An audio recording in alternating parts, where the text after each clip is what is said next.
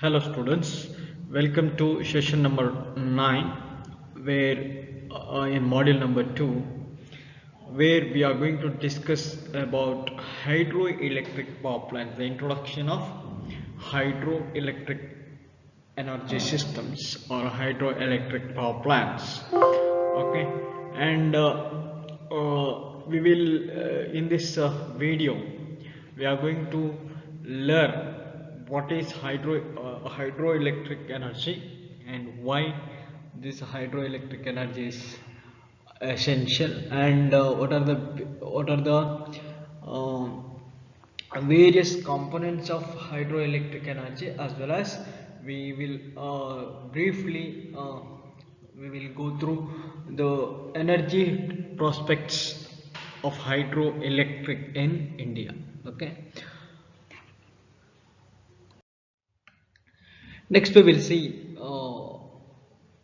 what is hydroelectric energy and why this hydroelectric energy is required. Okay, so hydroelectric energy is nothing but, in especially in hydroelectric power plants, the energy of water is utilized or used to move the turbines or rotate the turbines, which in turn run the electric generators.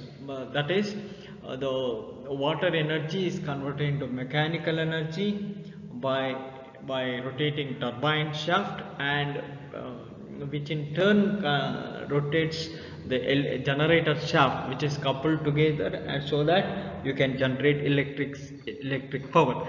It is similar to diesel engine power plant, where the fuel is used diesel, but here we are using water as a source of energy. Okay, so the energy of water is utilized for power generation, and this water or this energy may be kinetic or potential. Okay, kinetic or potential. So the kinetic energy of water is uh, its energy in motion, and is a function of mass and velocity, while the potential energy is a function of the difference in head or level between 2 points. Okay, so in either the case, in kinetic energy or potential energy, the basic requirement is continuous availability of water is basic necessity. Okay, continuous availability of water is a basic necessity. Okay, so to ensure this, water collected in natural lakes and reservoirs at a high altitudes may be utilized, or water may be artificially stored by constructing dam across the streams. Okay, so you can some places you will get natural potential head.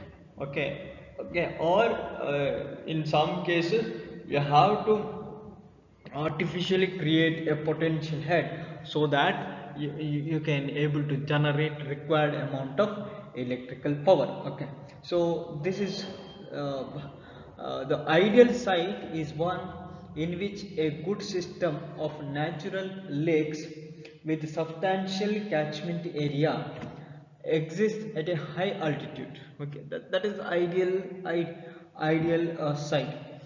Rainfall is the primary source of water, and it depends upon the factors as such as temperature, humidity, cloudiness, wind, etc. Okay, so these are all the factors which affect the rainfall, and rainfall is the main or primary source of water. Okay, the usefulness of rainfall for power purpose further depends upon several complex factors, which includes its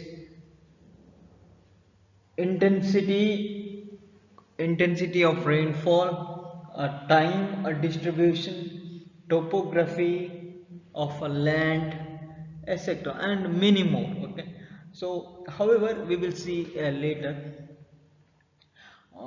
However, it has been observed that only a small part of the rainfall can actually be utilized for power generation. Okay, so a significant part is accounted for by a direct evaporation, while another similar quantity seeps into the soil and forms the underground storage, and some water is also absorbed by vegetation.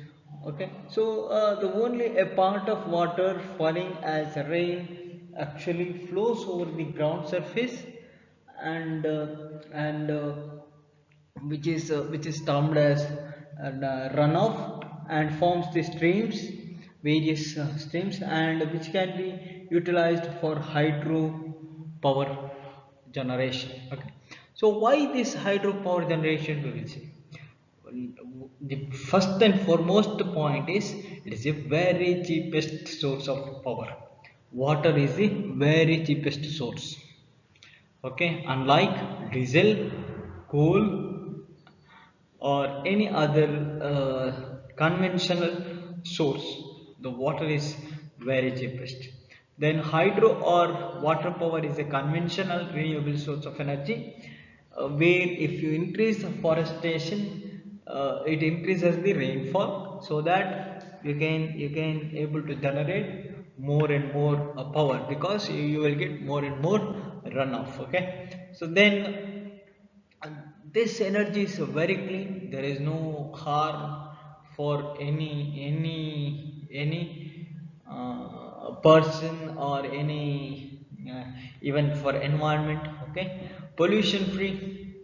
It is a pollution free. There is no exhaust emissions or byproduct, and environment friendly. It is very friendly. Okay, no harm for animals, or for birds, or even for nature. Okay, then hydropower projects controls flood, because if you construct a dam across the flowing water, you can, by that you can control the flood in the rivers, and stores the water for irrigation and drinking purpose.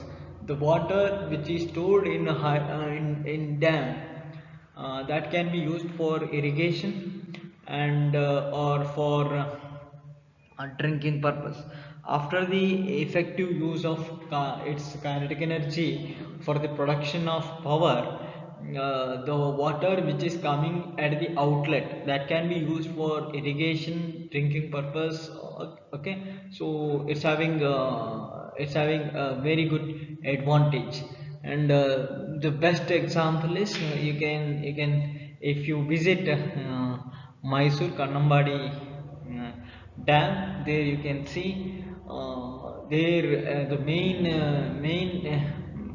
focus is they are using that water is for drinking, and it will supply that water for Bangalore as well as for Mysore, and also they are using that water for agriculture. Okay, irrigation. Okay, that is the example. So here you can see a dam which is constructed across flowing water, and it is stored. And I said no, the rainfall and about runoff. So you can able to see this picture, where a major part of the water is going to evaporate, then it goes to underground, and only a small part of rainfall is going to flow over the surface through a runoff, and it forms stream, and it flows to the ocean, and again it will it will evaporate and it will form cloud. So you studied about this hydrocycle. Okay, I'm not going to dig much about hydrocycle. You studied in your earlier semesters or in your in PU or in high school. So I'm not going to dig in detail, but this how the uh, we will get the source of power as water. Okay. Next we will see where is hydroelectric power station is established, and what are the energy prospects with respect to hydroelectric power in India. Okay, so the first hydroelectric station was probably started in America in 1882, and thereafter development took place very rapidly.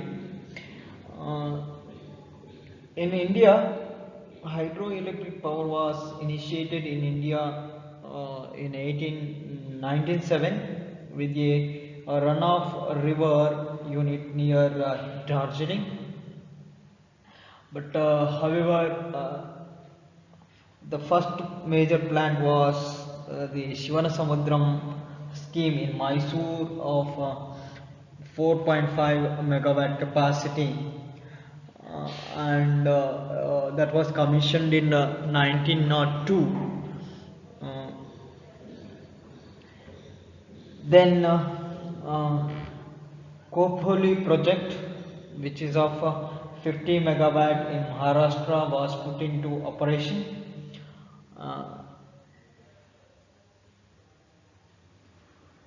in 1914 to supply power to Mumbai city. Since independence, a substantial growth in hydropower was occurred.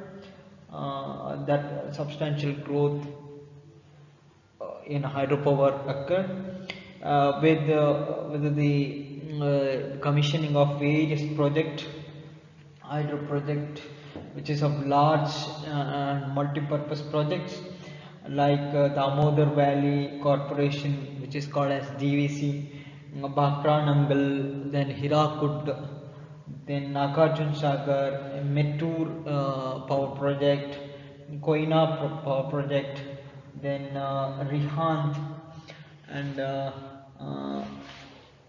the then uh, Idukki in Kerala, then Bargi Dam for Narmada, then in Loktak in Manipur, Indira Sagar, that is for Narmada, then Teri Dam, then Sardar Sarovar, then Pong, okay, then Salal, many, and then Shalavati in Karnataka, okay, in Kali Nadi in Karnataka. That is several projects come up to the upfront, and uh,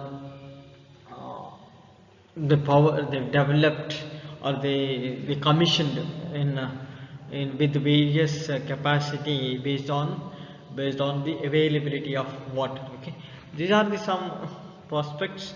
So we are mainly depends on hydroelectric power and steam power. Uh,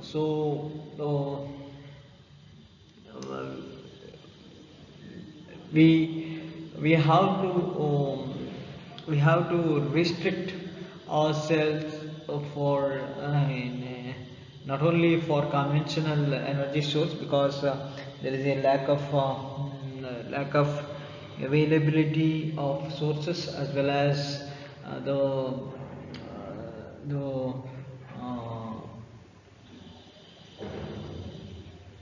there is a government and societal issues. Okay, so we have to go for some renewable sources like solar, then wind, then biogas. but somehow we there are we have still some projects yet to come in hydro, so we will see it in later. Okay, next we will see what are the essential components or main components of hydroelectric power plants. General layout of hydroelectric power plant is like this. This is the inside in a hydropower plant, where you can see a reservoir, which is by constructing dam you can able to store the flowing water, and that stored water is called as reservoir. Then this is dam, so you can able to see, you can construct the dam, and from reservoir you can able to take water, which is called as intake, and by control valve you can able to control the flow of water. So this is called as, the channel is called as penstock. We will study in detail about these components, but you should know this is the layout. Then from there water gets entered through the turbine, and where it will generate mechanical power, and the turbine shaft is connected to generator shaft, and then transformer unit, so that you can convert mechanical power into electrical power, and you can supply to the power lines. Okay, then from the after giving its kinetic energy to converting kinetic energy to mechanical energy, that water is going back to the lower reservoir through the outlet, through the draft tube. Okay, so these are the main components. So here also it is shown same thing: turbine, water level in a reservoir, dam, water flow gate, pressure tunnel in order to maintain the pressure, surge tank is there. It is introduced in between gate and penstock. We will see what is surge tank. And then it is connected to turbine through inlet valve, and turbine is coupled to the generator. Okay, so the main components is: one is catchment area, second one is reservoir, third one is dam, fourth one is penstock, fifth one is forebay, sixth one is powerhouse, seventh one is draft tube, eighth one is spillway. Okay, and ninth one is surge tank. These are the essential component. Okay, so we will see in detail what are those, and how it will perform the work. Okay, in the next slides. Okay.